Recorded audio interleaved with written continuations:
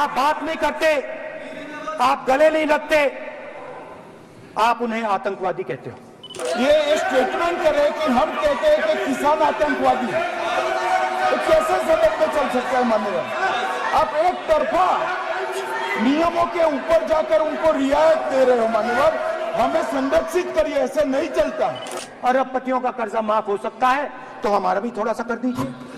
प्रधानमंत्री ने उनसे कहा कि ये आपके फायदे के कानून है। सच्चाई थी कि वो अदानी जी, अंबानी जी के फायदे के कानून थे। प्रोफेशनल एग्जाम्स को आपने कमर्शियल एग्जाम्स में बदल दिया है। शिव जी कहते हैं डरो मत, डराओ मत। आपने हिंदुस्तान की महिलाओं को महंगाई से हर रोज डराया है। छोटे से घर में अग्निवीर शहीद हुआ, लैंडमाइन ब्लास्ट में शहीद हुआ। मैं उसे शहीद कह रहा हूं, मगर हिंदुस्तान की सरकार उसे शहीद नहीं कहती। मणिपुर को आपने और आपकी योजनाओं ने, आपकी पॉलिटिक्स ने जला दिया है। शिव जी कहते हैं डरो मत, डराओ मत। किसानों को डराने के लिए आप 3 नए कानून लाए। प्रधानमंत्री ने उनसे कहा कि ये आपके फायदे के कानून है। सच्चाई थी कि वो अदानी जी, अंबानी जी के फायदे के कानून थे। हिंदुस्तान के सारे किसान खड़े हो जाते हैं।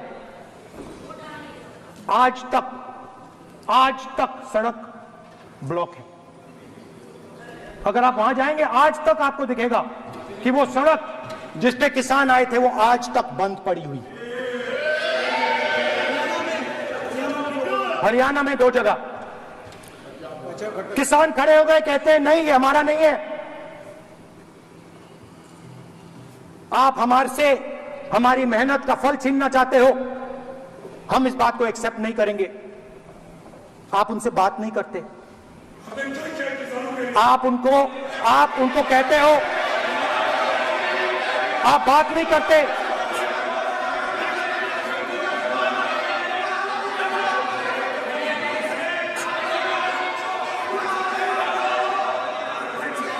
आप बात नहीं करते, आप गले नहीं लगते, आप उन्हें आतंकवादी कहते हो। आप कहते हो ये सब आतंकवादी हैं। झूठ नहीं है, झूठ नहीं है, सच है, सच है। मान्यवर, मैं समझ रहा हूं कि विपक्ष के नेता नाते पहली बार बोल रहे हैं, मगर नियमों के पुस्तक के बाहर वो नहीं जा सकते। ये स्टेटमेंट करे कि हम कहते हैं कि किसान आतंकवादी है, तो कैसे सदन में चल सकता है मान्यवर? आप एक तरफा नियमों के ऊपर जाकर उनको रियायत दे रहे हो मान्यवर, हमें संरक्षित करिए, ऐसे नहीं चलता। 700 किसान शहीद हुए। हमने इस हाउस में कहा कि किसानों के लिए मौन होना चाहिए, आपने मौन नहीं होने दिया। आपने कहा ये किसान नहीं है, आपके मुताबिक ये किसान नहीं थे, ये आतंकवादी थे। आप तो स्पीकर सर, किसानों ने मांगा क्या? स्पीकर सर, किसानों ने मांगा क्या? किसानों ने सिर्फ ये कहा कि अगर 16 लाख करोड़ रुपए अरबपतियों का कर्जा माफ हो सकता है तो हमारा भी थोड़ा सा कर दीजिए। किसान ने ये कहा कि हर प्रोडक्ट के लिए सही प्राइस मिलती है, हमें भी एमएसपी दे दीजिए। और आप लोगों ने कहा किसान का कर्जा माफ नहीं होगा और एमएसपी नहीं मिलेगी।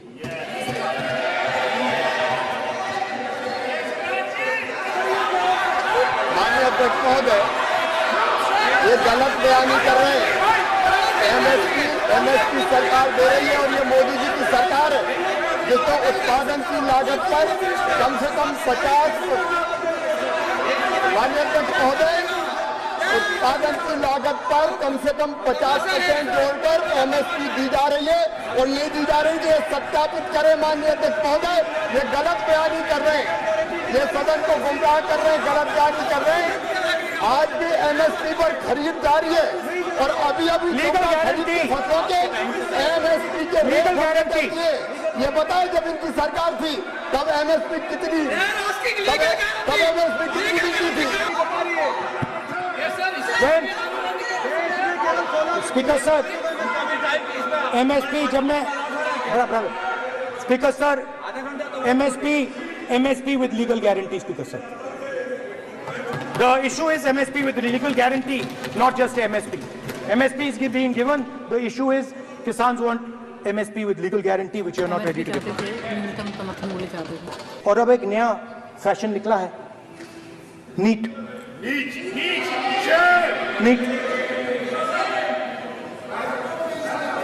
प्रोफेशनल एग्जाम्स को आपने कमर्शियल एग्जाम्स में बदल दिया है। NEET is not a professional exam, NEET is a commercial exam. परीक्षा नहीं है। नीट में एक स्टूडेंट टॉपर हो सकता है, एक्सीलेंट स्टूडेंट हो सकता है, मगर अगर आप उसके पास पैसा नहीं है मेडिकल कॉलेज में नहीं जा सकता। सिंपल सी बात। नीट का पास मार्क 22% है।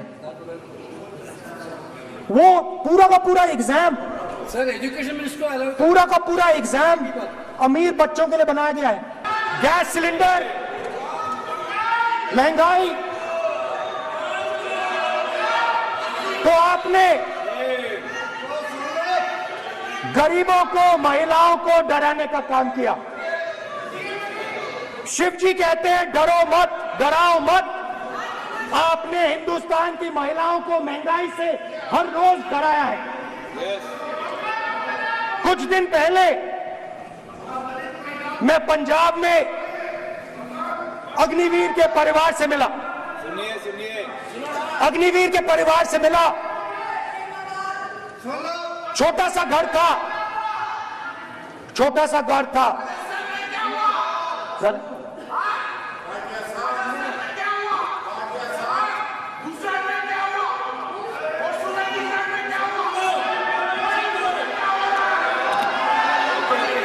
ठीक है सर।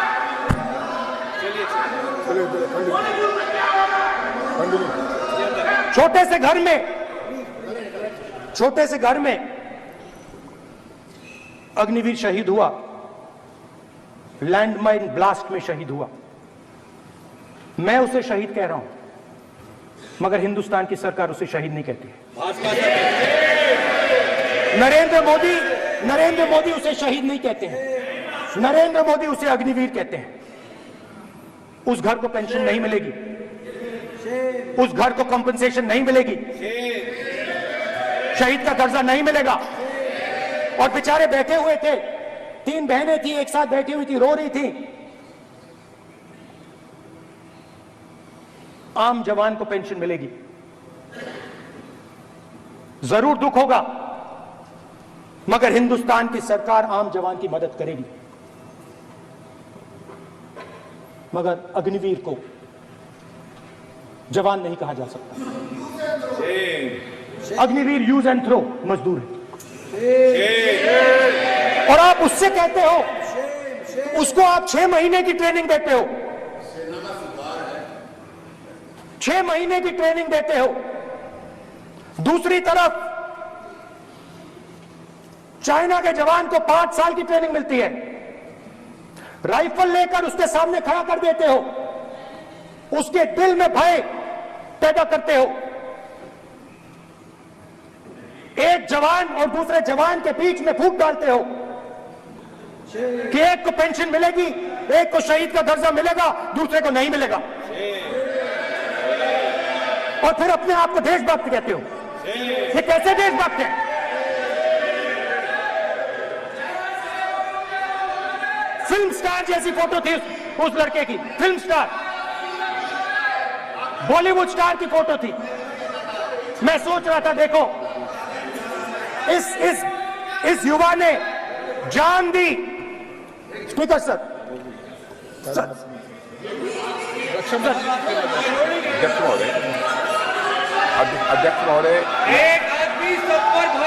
अध्यक्ष महोदय, मैं नेता प्रतिपक्ष से अनुरोध करना चाहूंगा।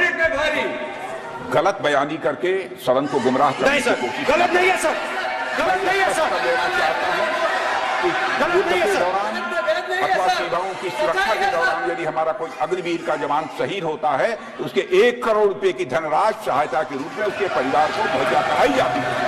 इस प्रकार की गलत बयानी से सभी को गुमराह करने की कोशिश नहीं की जानी चाहिए। संसद में अध्यक्ष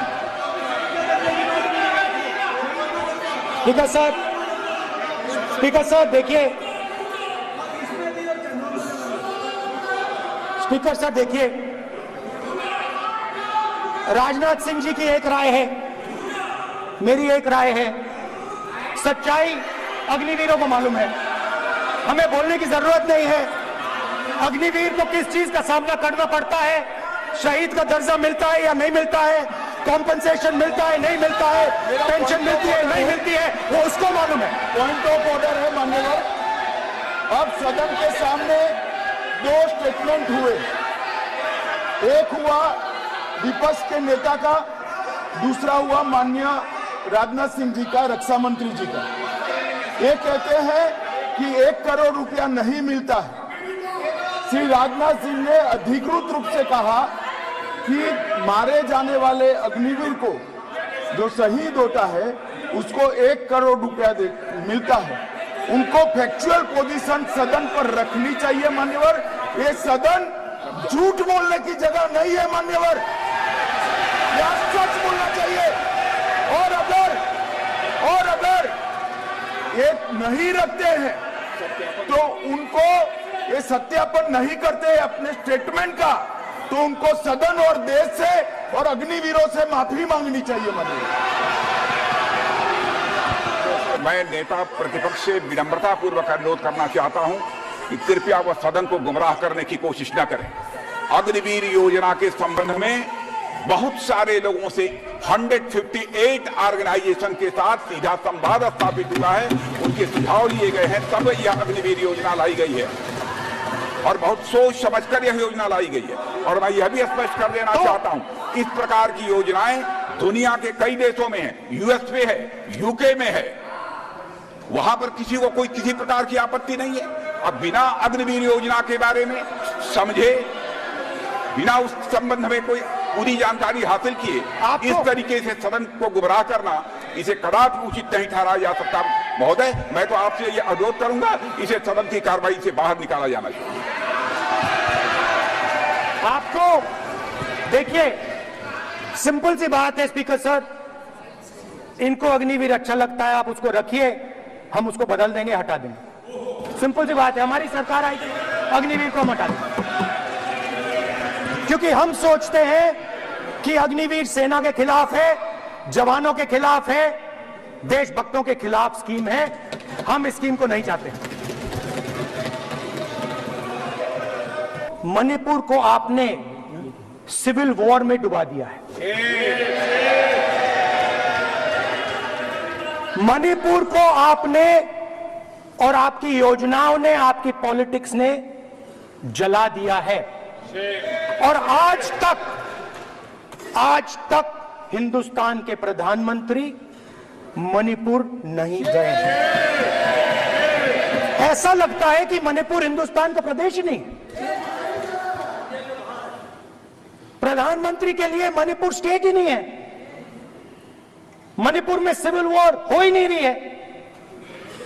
और एक बार बयान दिया हमने, मतलब प्रेशर लगाया, हम गए, हमने प्रधानमंत्री से कहा एक मैसेज दे दीजिए, मणिपुर चले जाइए, जनता की वहां रक्षा कीजिए। नहीं,